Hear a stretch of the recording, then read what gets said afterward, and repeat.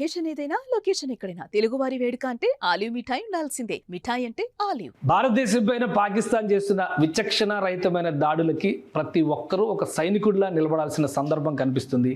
సైనికులు ఒంటరిగా కూడా దేశ సరిహద్దుల్ని కావలి కాస్తారనేటువంటి దృశ్యాలు ఇప్పుడు భారతీయులకి ఒక ఇన్స్పిరేషన్గా కనిపిస్తున్నాయి. రాత్రంతా జరిగినటువంటి షెల్లింగ్స్లో విచక్షణ రహితంగా పాకిస్తాన్ కాల్పులు జరిపింది. అలానే చాలా చోట్ల మిసైల్స్, డ్రోన్స్ అటాక్స్ కూడా చేసింది.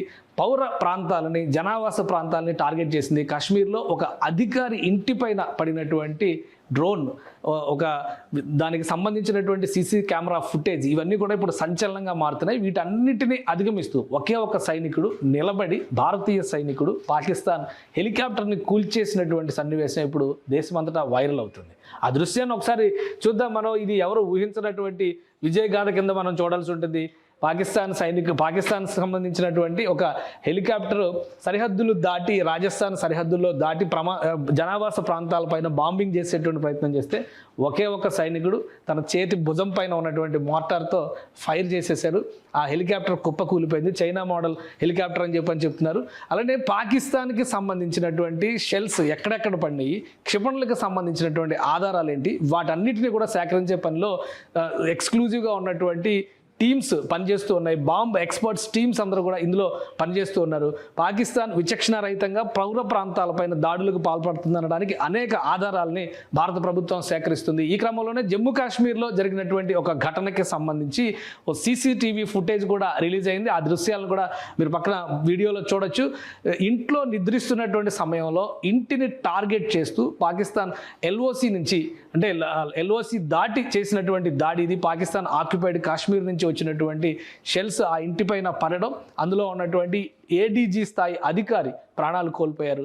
ఆయనకు సంబంధించినటువంటి సమాచారం కూడా ఇప్పుడే భారత ఆర్మీ అధికారులు వెలువరించారు. జమ్మూ కాశ్మీర్ ప్రభుత్వం కూడా దీనికి సంబంధించి సంఘీభావం తెలిపింది. ఆయన కుటుంబానికి సానుభూతిని ప్రకటించింది. ఆయనతో పాటు 5 ప్రాణాలు కోల్పోయినటువంటి పరిస్థితి ఒక జమ్మూ కాశ్మీర్లోనే జరిగింది. అలానే జమ్మూ శివాలయం పైన కూడా టార్గెట్ చేసి మరీ దాడి చేశారు.